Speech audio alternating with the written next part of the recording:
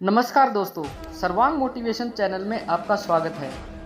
दोस्तों, शिव पार्वती विवाह कथा को भारत की आध्यात्मिक कथाओं में बहुत महत्वपूर्ण माना जाता है। शिव विवाह में पार्वती के पिता शिव का वंश जानना चाहते थे।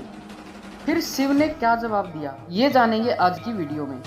भगवान शिव और पार्वती का विवाह बड़े ही भव्य तरीके से आयोजित हुआ।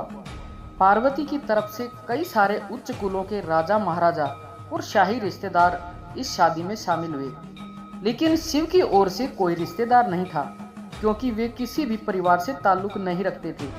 इसलिए नारद मुनि ने अहम भूमिका निभाई। तो चलिए जानते हैं नारद ने ऐसे में क्या किया। दोस्तों, शिव पार्वती का विवाह बहुत भव्य तरीके से हो रहा था। इससे पहले ऐसा विवाह कभी नहीं हुआ था। शिव, जो कि दुनिया के सबसे तेजस्वी प्राणी थे, एक दूसरे प्राणी को अपने जीवन का हिस्सा बनाने वाले थे। उनकी शादी में बड़े से बड़े और छोटे से छोटे लोग शामिल हुए। सभी देवता तो वहां मौजूद थे, साथ ही असुर भी वहां पहुंचे। आमतौर पर जहां देवता जाते थे वहां असुर जाने से मना कर देते थे, और जहां असुर जाते थे वहां देवता नहीं जाते थे। उनकी आपस में बिल्कुल नहीं बनती थी। मगर ये तो शिव का विवाह था, इसलिए उन्होंने अपने सारे वैर भाव भुलाकर एक बार एक साथ आने का मन बनाया। शिव पशुपति हैं, मतलब सभी जीवों के देवता भी हैं। तो सारे जानवर, कीड़े मकोड़े और सारे जीव उनकी शादी में उपस्थित हुए।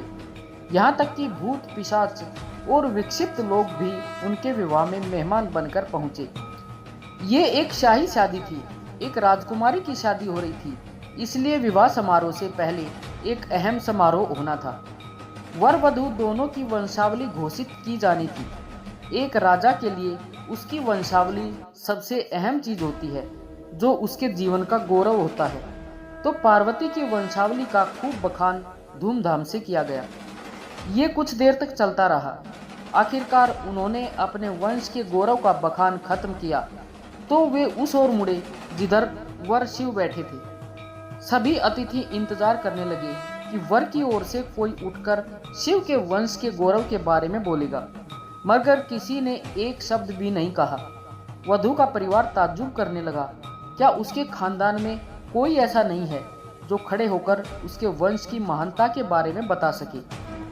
पर वाकई में कोई नहीं था। वर के माता पिता, रिश्तेदार या परिवार में से कोई वहां पर था ही नहीं, क्योंकि शिव का कोई परिवार ही नहीं था। वे सिर्फ अपने साथियों और गणों के साथ आए थे, जो विकृत जीवों की तरह दिखते थे। वे इंसानी भाषा तक नहीं बोल पाते थे और अजीब सी बेसुरी आवाजें निकालते थे। वे सभी नशे में चूर और विचित्र अवस्थाओं में लग रहे थे। फिर पार्वती के पिता पर्वतराज ने शिव से अनुरोध किया कि कृपया अपने वंश के बारे में कुछ बताइए। शिव कहीं सुनने में देखते हुए चुपचाप बैठे रहे। वे ना तो दुल्हन की ओर देख रहे थे और ना ही शादी को लेकर उनमें कोई उत्साह नजर आ रहा था। बस वे अपने गणों से घिरे हुए बैठे रहे और शून्य में घूरते रहे। वधू पक्ष के लोग बार बार उनसे ये सवाल पूछते रहे, क्योंकि कोई भी अपनी बेटी की शादी ऐसे आदमी से नहीं करना चाहेगा जिसके वंश का अता पता न हो। उन्हें जल्दी थी, क्योंकि शादी के लिए शुभ मुहूर्त तेजी से निकला जा रहा था। मगर शिव मौन रहे। समाज के लोग, कुलीन राजा महाराजा और पंडित बहुत घृणा से शिव की ओर देखने लगे और तुरंत फुसफुसाहट शुरू हो गई। ये बोल क्यों नहीं रहे? हो सकता है कि इसका परिवार किसी ऐसी जाति का हो जिसे इनको अपना वंश बताने में शर्म आ रही हो। फिर नारद मुनि, जो उस सभा में मौजूद थे, ने यह सब तमाशा देखकर अपनी वीणा उठाई और उसकी एक ही तार खींचते रहे। वे लगातार एक ही धुन बजाते रहे। इससे खींचकर पार्वती के पिता पर्वतराज अपना आपा खो बैठे। ये क्या बकवास है? हम वर की वंशावली के बारे में सुनना चाह रहे हैं, मगर वे कुछ बोल नहीं रहे। क्या मैं अपनी बेटी की शादी ऐसे आदमी से कर दूं? और आप यह खिजाने वाला शोर क्यों कर रही हैं? क्या ये कोई जवाब है? नारद ने जवाब दिया कि वर के माता पिता नहीं हैं। राजा ने पूछा कि क्या आप ये कहना चाहते हैं कि वे अपने माता पिता के बारे में नहीं जानते? नहीं, इनके माता पिता हैं ही नहीं। इनकी कोई विरासत नहीं है, इनका कोई गोत्र भी नहीं है, इनके पास कुछ नहीं है। इनके पास अपने खुद के अलावा दूसरी कोई चीज नहीं है। पूरी सभा चकरा गई।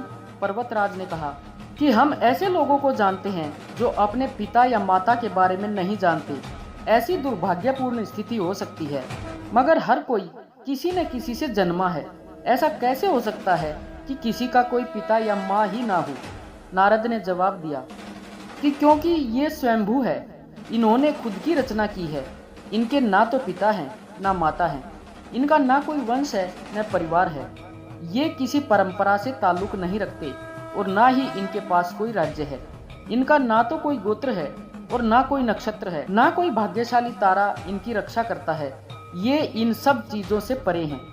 ये एक योगी हैं और इन्होंने सारे अस्तित्व को अपना एक हिस्सा बना लिया है। इनके लिए सिर्फ एक वंश है, ध्वनि। आदि शून्य प्रकृति जब अस्तित्व में आई तो अस्तित्व में आने वाली पहली चीज थी ध्वनि। इनकी पहली अभिव्यक्ति एक ध्वनि के रूप में है।